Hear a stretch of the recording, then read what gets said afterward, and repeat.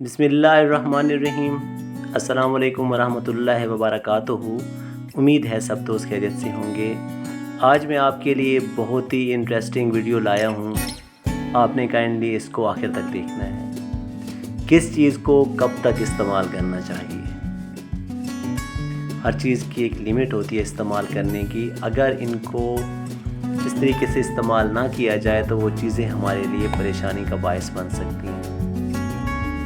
عام طور پر ہم روزمرہ کے استعمال کی اشیاء کو بہت معمولی سمجھتے ہیں، لیکن اگر ان کو طریقے سے استعمال نہ کیا جائے تو وہ چیزیں ہمارے لیے پریشانی کا باعث بن سکتی ہیں۔ بعض اوقات ہمارے گھر، باورچی خانے یا الماری میں ایسی اشیاء موجود ہوتی ہیں جو ہم روزانہ کی بنیاد پر استعمال کرتے ہیں، لیکن ہمیں ان کی میعاد ختم ہونے کی تاریخ کے بارے میں خیال نہیں رہتا۔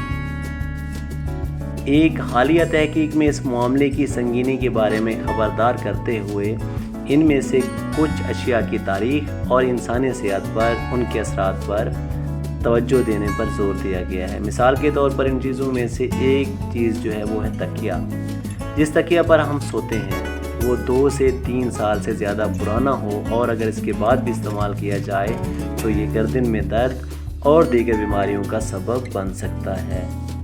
گھریلو جوتے، چپل کی عمر 6 ماہ سے زیادہ نہیں ہونی چاہیے، ورنہ وہ بیماریوں کا سبب بن جائیں گے، کیونکہ وہ آسانی سے انفیکشن کا ذریعہ بنتے ہیں۔ ان کو تبدیل کر کے خود کو جراثیم سے بچانے کی ضرورت ہے۔ اسی طرح کھیلوں کے جوتوں کی عمر 1 سال سے زیادہ نہیں ہوتی ہے۔ اگر اس عرصے سے تجاوز ہو تو جسم اور پیروں پر دباؤ پڑ جاتا ہے اور انہیں پہننا تکلیف کا باعث بن سکتا ہے۔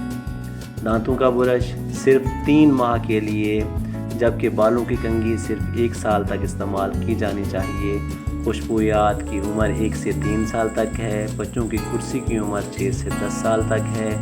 ننھے بچے کی پیدائش کے ساتھ نئی کرسی کی خریداری کرنی چاہیے، پرانی کا استعمال آپ نے اس کو ترک کر دینا چاہیے۔ اسی طرح بچے کی چوسنی 2 ہفتوں سے 5 ہفتوں سے زیادہ استعمال نہیں کرنی چاہیے۔